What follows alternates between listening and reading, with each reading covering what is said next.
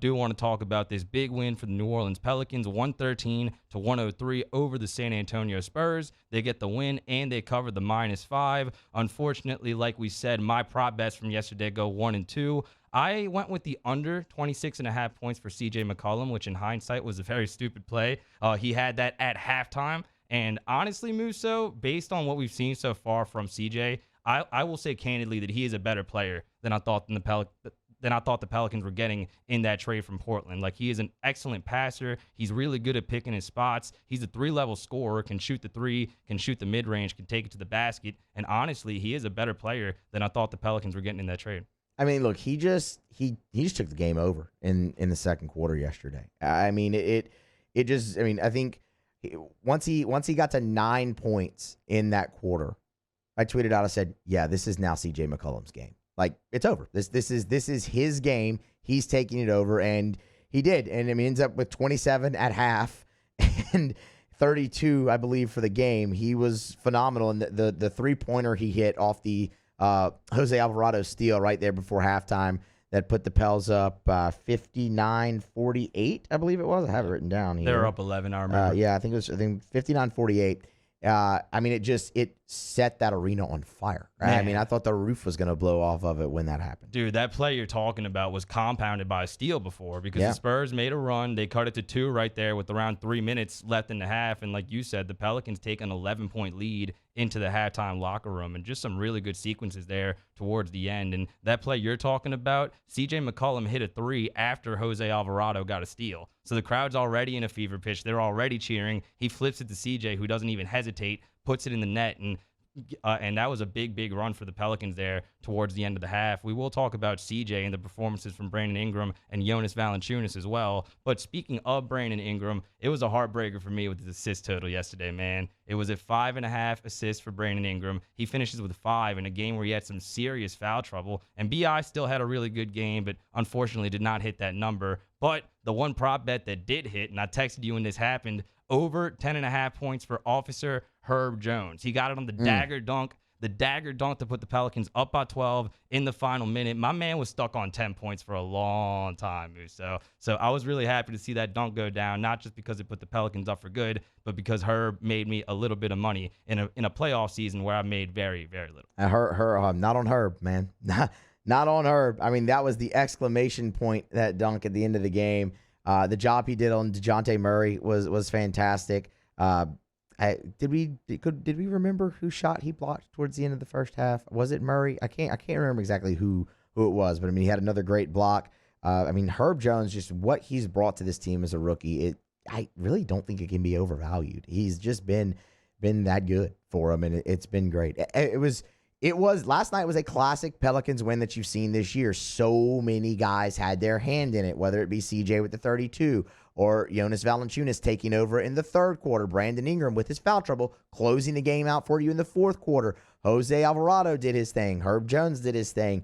They've just played so much better team basketball under Willie Green, man. And it's been a joy to watch, and you saw it last night. You make a great point, man. It needed to be a team effort yesterday, not just from the young guys, Herb Jones, Jose. What they're doing is unbelievable, but the veterans as well. And I want to ask you could answer me after I go through these numbers, but who impressed you the most yesterday out of the trio of Brandon Ingram, Jonas Valanciunas, and CJ McCollum? Because off top, you would think it would be CJ. Right. He had the numbers, but I was really impressed with Brandon Ingram, man, because he was in foul trouble. He had some really bad sequences in that game, but he didn't really let it affect him towards the end, and he was big in that fourth quarter. He started the game really hot, 11 points in the first, then it stagnates a little bit. He has to hit the bench for a lot of the time, but he still finishes with 27 points on 11 for 19 shooting, and he had 10 points in the fourth quarter, did Brandon Ingram. You know, you're right. Off the jump, you'd say CJ because, like I said, he took over the second quarter, right, and really allowed the Pelicans to extend the lead.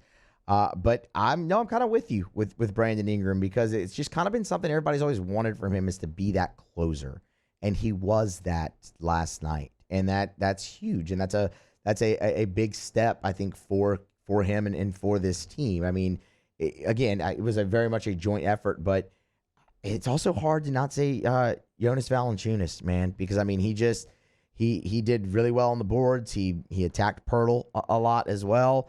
And that, I thought that was big too, actually, is the job that he did on Pirtle. But not only that, New Orleans being able to get Murray and Pirtle into some early foul trouble with 2 each there early in the game. But no, I think, I mean, I guess to be different, I'll say Jonas Valanciunas, but in reality, I'm with you on BI, man. I think that was just an incredibly impressive outing for him, and he wasn't limited at all. That was great to see. I mean, the reason he had to sit on the bench for that was because the foul trouble, but it wasn't because of the hamstring. I mean, he got up on that dunk early in the game, first quarter, cut the Spurs lead down to 1 early on in the game. And I mean, it's like, well, yep, that hamstring looks pretty darn good, doesn't it? Yeah, got a little spring in his step, does Brandon Ingram. And you make a good point with Jonas, man, because they talk so much about the duo of BI and CJ, but I think it's a big three. It's a legitimate big three because Jonas Valanciunas has been really big down the stretch and some of the biggest wins of the season for the Pelicans, including this game. And when you look at that trio, BI, JV, CJ McCollum, before this game against the Spurs,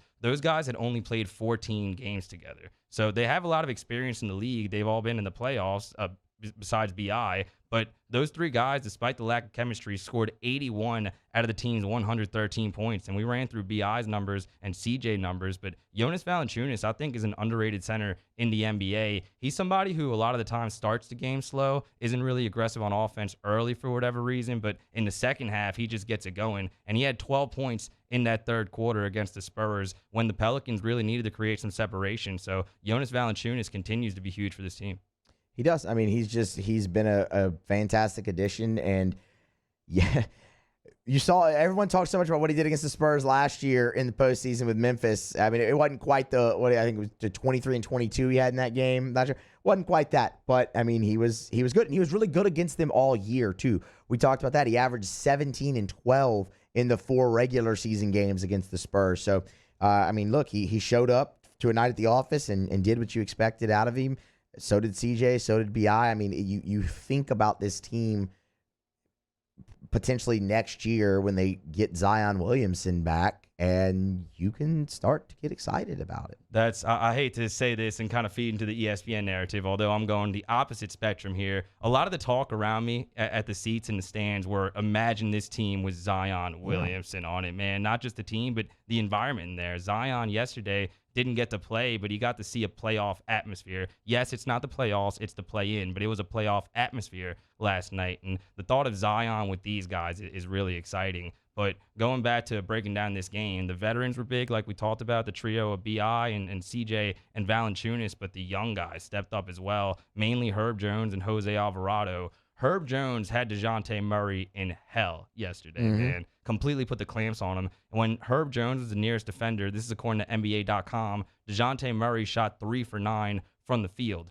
On the night, he finished with 16 points and 5 for 19 shooting from the field, including 1 for 7 in the fourth quarter. Herb Jones is somebody who's really quiet, really mild-mannered usually, but yesterday he was talking smack. He was waving his finger. The block you described at the end of the first half, he actually started jawing with Greg Popovich a little bit because the Spurs thought the buzzer was going out. You didn't have to really block it and put it 5 rows in the stands, but I don't blame Herb for making that play. It's basketball instincts, right? And, of course, he's going to be a little juiced up. So it was nice to see the emotion from Herb Jones. That's nothing new.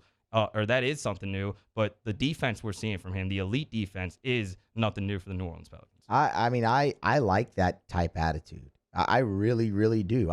I'd like to see even more of that from the Pelicans, kind of a Pelicans against the world type mentality. I mean, it's you don't hear it about other NBA franchises on national TV where somebody's saying they should be moved out of their city. Like, that just doesn't happen. It happens to the New Orleans Pelicans.